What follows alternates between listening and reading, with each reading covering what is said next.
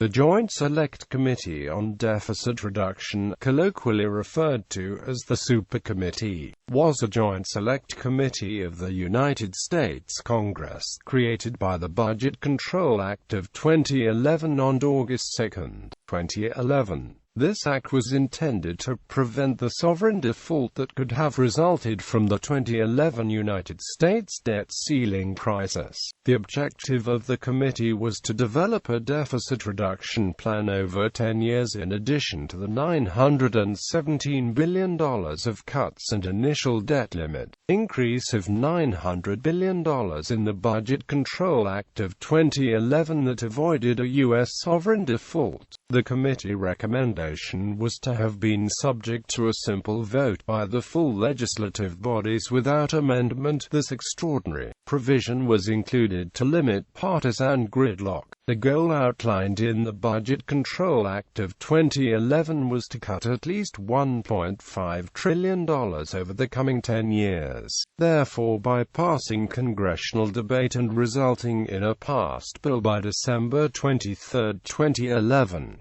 On November 21, the committee concluded its work, issuing a statement that began with the following: "After months of hard work and intense deliberations, we have come to the conclusion today that it will not be possible to make any bipartisan agreement available to the public before the committee's deadline." The committee was formally terminated on January 31, 2012. Historical precedents, in both form and process. The Joint Select Committee on Deficit Reduction was an unusual construct in the American federal legislative system. The base realignment and closure process provides a partial precedent. Senate historian Donald Ritchie found inexact parallels between the Joint Select Committee and various historical joint committees. The only precedent for the committee's power to write and report legislation is the 1946 to 1977 Joint Committee on Atomic Energy, Structure and Membership. The committee comprised 12 members of Congress, 6 from the House of Representatives and 6 from the Senate, with each delegation evenly divided between Democrats and Republicans. 3 members each were appointed by the Speaker and Minority Leader of the House and by the Majority and Minority Leaders of the Senate. 2 of the members were designated as co-chairs, 1 each by the Senate Majority Leader and by the Speaker of the House. The law made no requirement that either chair be from a specific house or a specific party. The Los Angeles Times predicted before the committee was constituted that the most important players in the process would be the 4 leaders, selecting the 12 committee members. Commentators noted that the plan would advance with a 7-member majority if any single member deviated from party lines. Members on August 9, Senate Majority Leader Harry Reid announced the Senate's Democratic members of the committee. Speaker John Boehner and Senate Minority Leader Mitch McConnell announced the Republican appointments to the committee from both houses on August 10,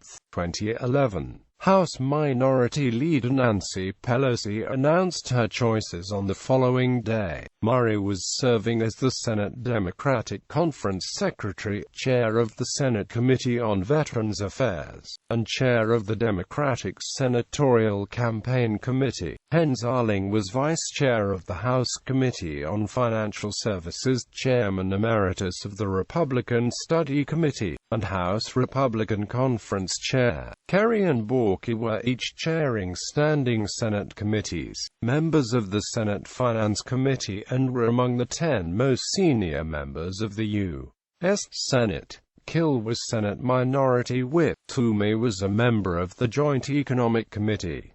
Portman was a former director of the Office of Management and Budget and a former U.S. Trade Representative. Camp was chairing the House Committee on Ways and Means and the Joint Committee on Taxation. Upton was chairing the House Committee on Energy and Commerce.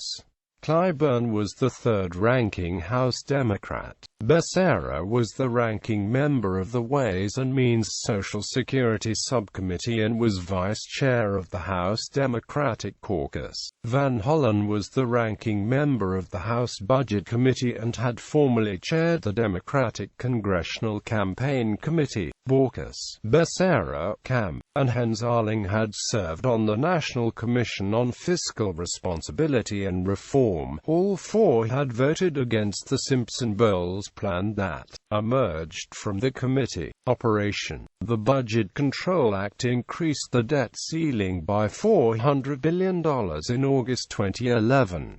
Concurrently, it required the federal government to make $917 billion in spending cuts over a 10-year period as a first installment. This was based on estimates by the Congressional Budget Office using current law economic baseline, including the expiration of the Bush tax cuts. Under the Act, government revenues were projected to rise after 2012. Recommendation. The committee was charged with issuing a recommendation by November 23, 2011 for at least $1.5 trillion in additional deficit reduction steps to be undertaken over a 10-year period. This would have been the second installment of deficit reduction measures. Possible areas to be examined by the committee included revenue increases, including raising taxes, tax reforms, such as simplifying the tax code and eliminating some tax breaks and loopholes, military spending cuts, and measures to reform and slow the growth of entitlement programs, including Medicare, Medicaid, and Social Security. According to White House economics advisor Gene Sperling, everything is on the table. Congressional vote. The committee's recommendations were to have been put to a simple up or down vote by Congress by December 23, 2011. The vote would not have been subject to amendments, House majority of the majority blocks, or Senate filibusters, guaranteeing a pure majority vote in both chambers. A trigger mechanism was included in the bill to enact $1.2 trillion in automatic spending cuts in the event that the committee could not agree on a recommendation of the full Congress failed to pass it. The bill stipulated that this automatic second installment of deficit reduction measures be split between the national security and domestic arenas, with the biggest entitlement programs excluded. The targeting of the automatic cuts was intended to provide incentives to both sides to compromise. Hearings and meetings. While the majority of the committee's business was conducted through private negotiations, 5 hearings and meetings are public record. September 8, 2011, organizational meeting. September 13, 2011, hearing on the history and drivers of our nation's debt and its threats. September 22, 2011, hearing, overview, revenue options and reforming the tax code. October 26, 2011, hearing, overview, discretionary outlays, security and non-security. November 1, 2011, hearing, overview of previous debt proposals.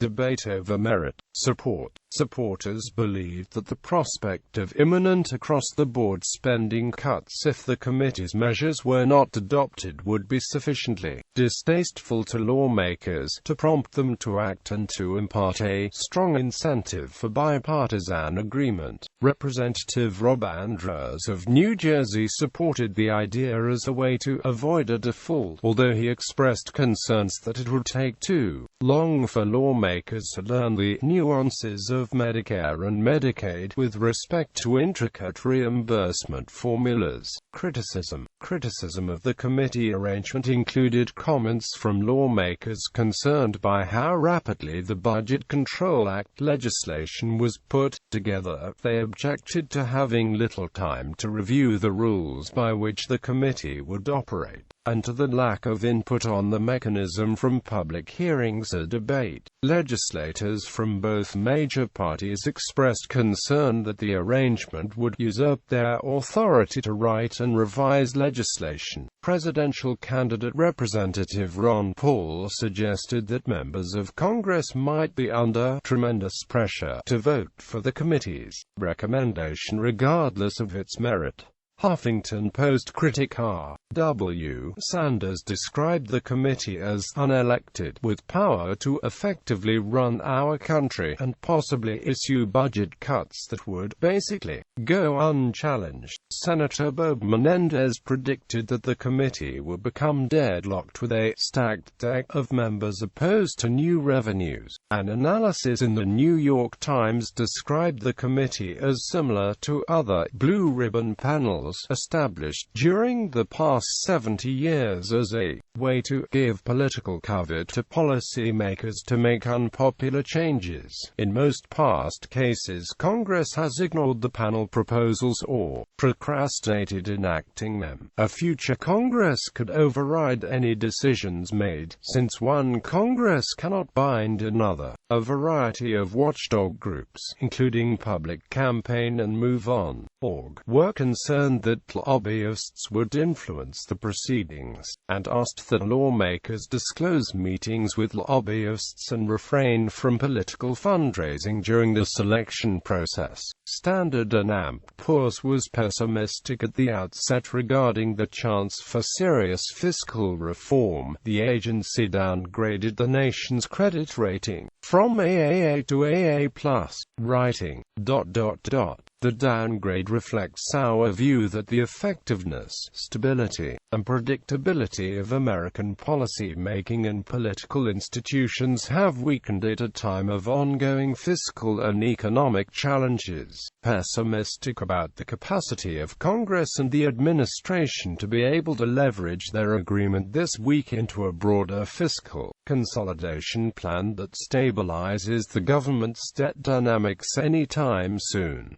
The outlook on the long-term rating is negative. Analyst Fareed Zakaria predicted the committee would deadlock without a majority favoring a specific plan, writing, "It's a punt. I mean, it's one more occasion where Congress has basically punted, kicked the can down the road. Use what metaphor you want. It cuts $21 billion out of the 2012 budget, which is the only budget over which this Congress actually has any authority. The Democrats are saying no cuts to entitlements. The Republicans are saying no taxes. That's great, except we all know the only solution to our long-term debt problem is cuts in entitlements and new taxes.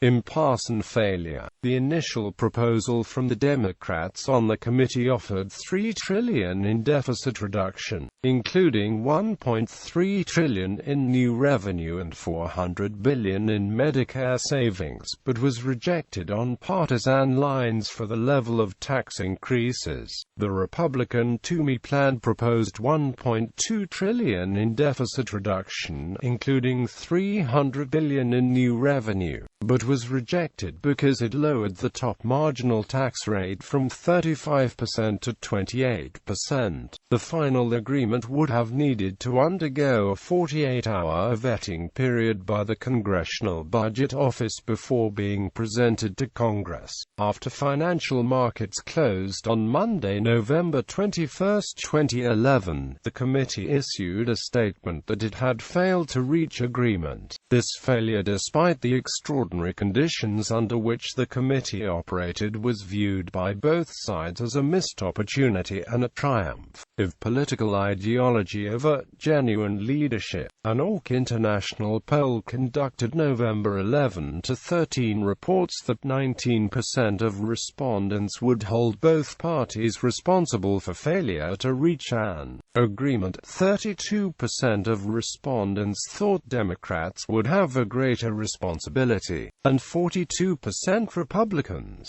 A Quinnipiac University Polling Institute poll conducted November 14 to 20 indicates that voters blamed the the looming impasse on congressional Republicans 44% to 38% over President Obama and congressional Democrats. A Gallup poll conducted on November 21 after the announcement finds that 55% apportioned blame equally to the Republicans and the Democrats on the committee, with 24% blaming the Republican members more and 15% blaming the Democratic members more. Committee co-chair Jeb Hensarling blamed Democratic committee members for insisting on a minimum of $1 trillion in higher taxes and unwillingness to agree to structural reforms to health care entitlement programs. John Kill framed the failure as a question of the scope and size of the government and whether the deficit could best be dealt with by increased taxes or by increased economic growth. Toomey called his proposal a genuine compromise that included increased tax revenues by reforming and simplifying the tax code, as well as spending reductions.